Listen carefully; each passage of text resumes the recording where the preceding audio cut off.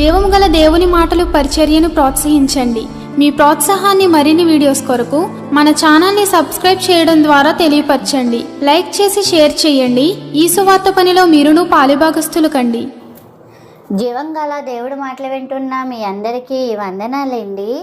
జీవంగల దేవుడి మాటలు ఈరోజు మీతోని నాతోని ఏం మాట్లాడుతున్నారో విన్నావా? మరి ప్రియా దేవుడి సంఘస్థులారా, ఈరోజు వాక్యాంశము యెహోవా ఇచ్చిన ఆహారం. హల్లెలూయా. ప్రియా దేవుడి సంఘస్థులారా, మీరంతా బాగున్నారు కదా? దేవుడి కొరకు చూపించి మనకి మరొక నూతన రోజు అనుగ్రహించారు. ఆయన మన గొప్ప చేయడానికి, ఆయన నామములో మనం అందరం ప్రకాశించడానికి. మరి ఉదయకాలమే లేచి ప్రార్థనలు చేశారా? బైబిల్ చదివారా? మరి ఇంకా ప్రార్థన చేసుకోకపోతే తొందరగా ప్రార్థన చేసుకోండి, బైబిల్ చదవండి. మరి మీకోసం నేను ప్రార్థిస్తున్నానండి. అనేకుల కొరకు ప్రార్థించండి. మరి విమానం ల్యాండ్ అవి సమయంలో మరి ఏదో గాయాలయ్యారని న్యూస్ వచ్చింది. మరి వాటి విషయాల్లో ప్రయాణాలు చేసిన ప్రతి ఒక్కరి విషయంలో ప్రేయర్ చేయండి. అలాగే ఈరోజు చాలామందికి టీచర్స్ ఎగ్జామ్స్ అని, కొంతమందికి జాబులకు సంబంధించిన ఎగ్జామ్స్ నడుస్తున్నాయండి. ఆ ఎగ్జామ్స్ విషయంలో కూడా ప్రార్థనలు చేయండి. దేవుడు వారి పట్ల కార్యం చేయాలని మీకోసం నేను ప్రార్థిస్తున్నానండి. అలాగే ఈ దినము జీవంగాల దేవుడి మాటలో ఏం మాట్లాడుతున్నారో మొదటి నుంచి చివరి వరకు విందాం. ఆ రీతిగా మన హృదయాలు సరిచేసుకుని ప్రభు రాకకే సిద్ధపడతాం. ఈరోజు వాక్య భాగము నిర్మాకాండము 16వ అధ్యాయం 16వ వచనం. మోసే ఇలా చెప్పారు, మీకు యెహోవా ఇచ్చిన ఈ ఆహారం. యెహోవా ఏం చెప్పారు కనుక, ప్రతివారు తన భోజనంకు తన కుటుంబం వరకు ఒక్కొక్కరు చెప్పన వారు పూడ్చుకొనగలరు. వారి గృహంలో ఒక్కొక్కరు కొరకు పూడ్చుకొనగలవారు. హల్లెలూయా. ఈ దినం పరిశుద్ధాత్మ ద్వారాగా ఇక్కడ ప్రభు మనకి ఇక్కడ తెలియజేస్తున్న మాటలు ఏంటంటే, యెహోవా ఇచ్చిన ఆహారం అంటే ఏమంటారు? ఆహారం అంటే మనకి ఆహారం అంటే మనకి దేవుడు వారికి మన్నానిచ్చాడు. ఏం చెప్తుంటే, మీరు గృహంలో ఎంతమంది ఉంటే అంతమంది ఎవరికి తగ్గ భోజనం వారు తీసుకోండి, ఒక్కొక్కరు తీసుకోండి, తినండి అని యెహోవా చెప్పారని మోసే ప్రజలకు చెప్తున్నారండి. చూడండి, చూద్దాం. 16వ అధ్యాయం 16వ వచనంలో దేవుడే వారి ఆకలి తీర్చడానికి మన్నాన్ని ఇచ్చారండి. మరి ఈ మన్నాన్ని అంటున్నారంటే లెక్క చెప్పని మీరు కొలుసుకోవాలి. మీ కుటుంబ సభ్యులు ఎంతమంది ఉన్నారో అంతమంది లెక్కకి కొలుసుకొని పట్టుకెళ్ళండి, మితిగా పట్టుకెళ్ళద్దు అన్నట్టుగా ఇక్కడ చెప్పడం చూస్తున్నామండి. అంటే మీకు సరిపోయినంత పట్టుకెళ్ళండి, ఎంత కావాలో అంతా పట్టుకెళ్ళండి, దాచుకోకండి, మన్నా పాడైపోతుంది అని కూడా ఇక్కడ చెప్తారండి. కొలత చెప్పని తీసుకుంటున్నారా లేదా అని అక్కడ ఒక పథకం నియమించారండి. ఆ పథకం ఏంటంటే ఊమేను అంటే దాని కొలత ప్రకారంగా తీసుకుంటున్నారా లేదా. తూమండి, ఈ తూమిని ఉట్టి అని కూడా పిలుస్తారు. ఇక్కడ దీని ప్రకారంగానే తీసుకోమని చెప్తూ ఉంటారు. అంటే ఒక కుండ ఉంటుంది, ఉట్టి లాంటి కుండ, దాని ప్రకారంగా లెక్కకి తీసుకోవాలి. దేవుడు ఇక్కడ లెక్క ఎందుకు పెట్టారంటే మనం చూడొచ్చు, దేవుడు ఎన్నో అద్భుతాలు చేశాడు. 10 అద్భుతాలు చేసి ఇజ్రాయెల్ ప్రజల్ని మరి కానాని వైపు నడిపించడానికి ఆ మార్గం మధ్యలో వీరికి ఆహారం పరలోకం నుండి వస్తుందంటండి. పరలోకం మన్నా వారు భుజించారండి. అంతేకాకుండా ఈ మన్నాతో పాటు పూరీలను కూడా దేవుడు వీళ్ళకి ఆహారంగా ఇచ్చారండి. పూరీలు అన్నది డైలీ ఇవ్వలేదండి, ఒకేసారి ఇచ్చారండి. మళ్ళీ వాళ్ళకి ఇవ్వలేదండి. ఈ పూరీలు అన్న డైలీ మన్నా ఇచ్చాడు, కానీ ఈ పూరీలు అన్నది ఒకేసారి ఎందుకు ఇచ్చారు, డైలీ ఎందుకు ఇవ్వలేదు అని మనం చూస్తే దీని విషయంలో చాలా బైబిల్లో చరిత్రే ఉందండి. ఇది పూరేలు అన్నది ఒక పేరు కింద ఉంది, ఏదో ఒక, కానీ ఇది ఒక పక్షి పేరండి, ఒక పిట్ట పేరండి. ఇది సముద్రం పక్షి అండి. ఇది చాలా ఆసక్తి కలిగింది. తర్వాత అంతేకాదు సంతోషానికి కలిగింది అనమాట. దీని మాసం ద్వారాగా ఆనందం కలుగుతుందని కూడా సూచిస్తుందండి. అంతేకాదు దీని ద్వారాగా మేలు కలుగుతుందని కూడా సూచిస్తుందండి. హల్లెలూయా. ఇది ఈ మాసం, ఈ పెట్ట మాసం అన్నది సాయంకాలం మాట ఇచ్చాడు. వారు పగలంతా ఉండొచ్చు, లేకపోతే కష్టపడి ఉండొచ్చు, ఏదండి వాళ్ళు సంతోషంగా ఆనందంగా ఉండాలని ఒకేసారి దేవుడు వారికి ఇచ్చారండి దీన్ని. హల్లెలూయా. దేవుడు ఒకేసారి ఇచ్చాడంటే దేవుడు ఈ సంతోషం నీ దగ్గర నిత్యము ఉండాలని కోరుకుంటున్నాడండి. ఈ సంతోషం నీకు కావాలంటే ఆయన ఇచ్చే ఆహారం నువ్వు భుజించాలి. ఆయన ఇచ్చే జీవావాక్యమును నువ్వు భుజించినప్పుడు, ఆయన ఇచ్చే జీవాహారాన్ని నువ్వు భుజించి ఆహారం తగ్గ నువ్వు బలమును పొందుకుంటూ, ఆయన పెట్టే భోజనాన్ని పెట్టి నువ్వు బలమును పొందుకుంటే ఆయనలో ఎప్పుడు నువ్వు నిత్య సంతోషమే. ఇక్కడ ఒక మాట మనం ఆగుదామండి. చూడండి, మనం ఇంట్లో భోజనం చేస్తాం, రోజు కాలం గడుస్తుంది, ఏదో శాలరీ రాగానే ఏదో బయటికి వెళ్ళాలని తిందాం. బయట తిండి తిన్న తర్వాత ఏమవుతుంది, మనకి కొంతమందికి అజీర్తి పట్టుకుంటుంది, కొంతమందికి మోషన్స్, కొంతమందికి తేనుపులు వచ్చేస్తాయి, గ్యాస్ వచ్చేస్తుంది వెంటనే. ఎందుకంటే బయట వండే మసాలా ఘాట్స్ ఎక్కువ ఉంటాయి. కొన్ని రుచిగానే ఉంటుంది కానీ మనం డైలీ తినలేం, కానీ అది ఘాట్గా ఉంటాయి. ఉదాహరణ చెప్తాను, నేను గలపకంటే ఇక్కడికి ఈ ఇంట్లోకి వచ్చాక 10 సంవత్సరాలు అవుతుంది. 10 సంవత్సరాల్లో పులుసులు తక్కువ, డైలీ బిర్యానీ ఉంటుంది, తింటాం. కానీ మాకు ఎటువంటి గ్యాస్ట్రిక్లు పెద్దగా రావు, ఎందుకంటే మసాలా దినుసులు ఉండవు. అలాగే నువ్వేం చేయాలి, ప్రభు వాక్యాన్ని భుజించాలి. జీవగంధమును మాటలను వింటూ నెవరవేసుకుంటూ ఆ ఆహారం తగ్గగా నువ్వు చూడండి. బైబిల్లో ఒక మాట ఉంటుంది, మనుషుడు రొట్టె వలన జీవింపచేయడు, దేవుడిచ్చే మాటల వల్ల మనం జీవింపచేస్తాం. హల్లెలూయా. కాబట్టి జీవవాక్యాన్ని మన హృదయంలో నింపుకొని మనం దాన్ని నెవరవేసుకుంటూ మనం దాని ప్రకారంగా జీవిస్తూ ఉంటే నిత్యము సంతోషంగా ఉంటుందండి, నిత్యము ఆనందంగా ఉంటాం. మనం ఇంకా అది దేవుడి వాక్యం తినకుండా అటు ఇటు స్టెప్పులు వేస్తే అజీర్తి పట్టుకుంటుంది, మోషన్స్ పట్టుకుంటుంది, గ్యాస్ స్టిక్ రావచ్చు, లేదా ఇంకేదైనా ప్రాబ్లం రావచ్చు, లేకపోతే ఫుడ్ పాయిజన్ అవ్వచ్చు. మంచి ఆహారం తీసుకోవడం మన శరీరానికి ఎంతో మంచిది. అలాగే దేవుడిచ్చిన ఆహారం మంచిది. జీవవాక్యమును మించి నువ్వు ఏదైనా తీసుకుంటే అది నిన్ను గాయపరుస్తుంది. కాబట్టి దేవుడు వాక్యమును దాటిపోకు, నువ్వు ఆయన వాక్యంలో ఉండు, దాన్ని ఎవరు వేసుకో. ఇక్కడ అది చెప్తున్నారండి. అలా ఉన్నావో లేదో నువ్వు పరీక్షించుకోసమా. ఇక్కడ మరి ఇంకో మాట చెప్తారండి. ఇశ్రాయేలు దినము మరి శనివారం కదా, ఆ రోజుకి ఏం మన్నాను కురిపించరు.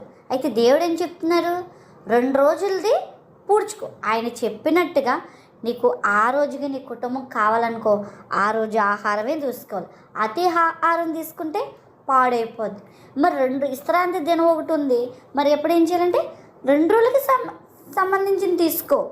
దేవుడు చెప్పంది తీసుకుంటే చాలా మనకి ఇబ్బంది కలుగుతుందండి.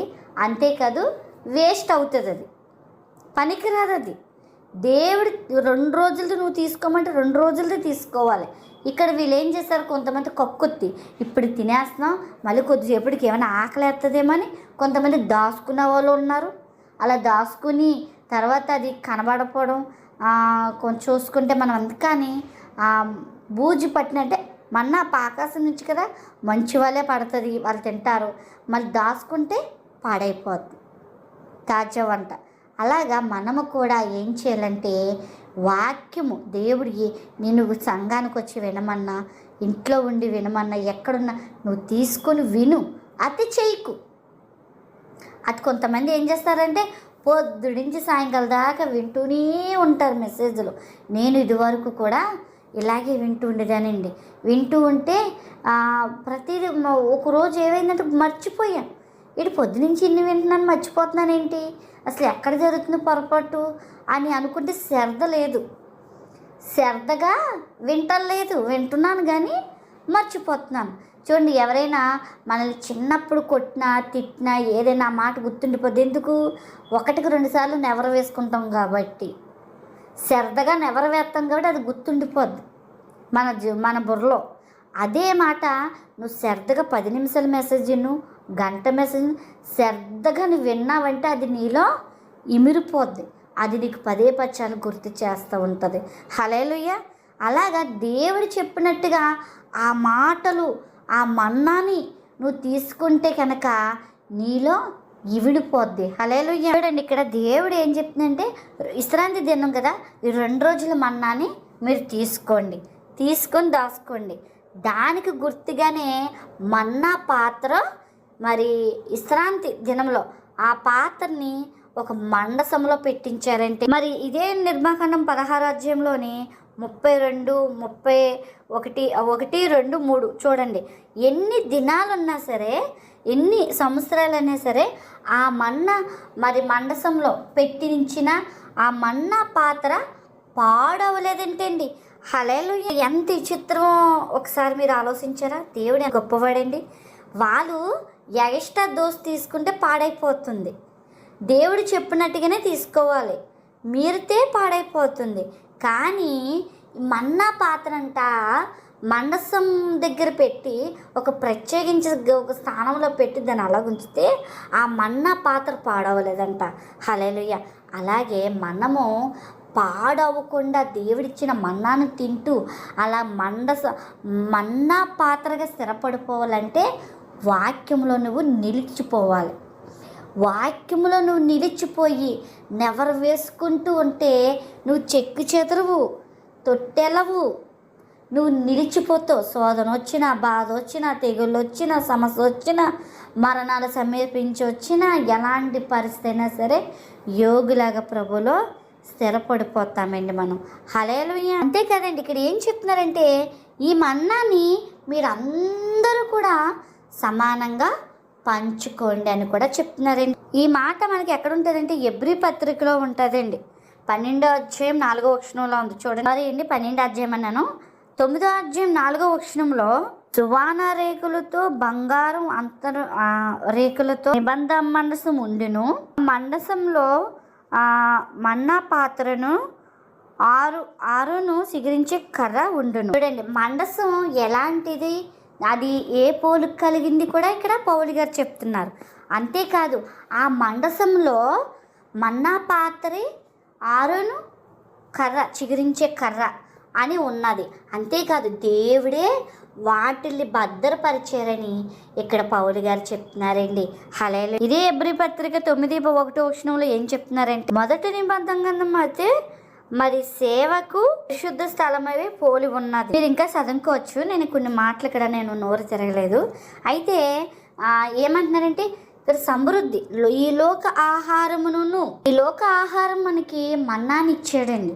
ఇదే మనకి మరి ఎబ్రీ పత్రిక 9వ అధ్యాయం 10వ వచనం, ఇది దిద్దుబాటు కాలం వచ్చే వరకు మరి అన్నపానంతో నానా విధములైన పక్షాలతో శరీరకాలం మాత్రమే ఉన్నాయి, అంటే శరీరకాలంగా ఉన్నాయి.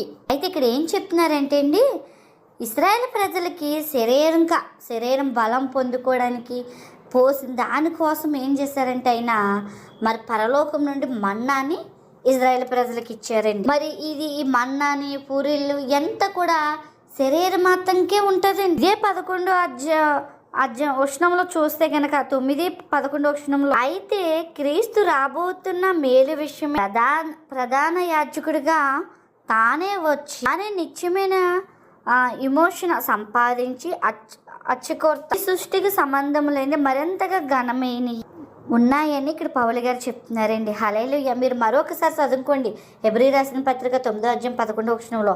కొన్ని నేను అక్షరాలు నోరు తిరగట్లేదు, మళ్ళీ మీరు కామెంట్ చేస్తారేమో. ఇక్కడ మీరు మళ్ళీ చదువుకోండి, నేను చెప్తున్నాను అధ్యాయం.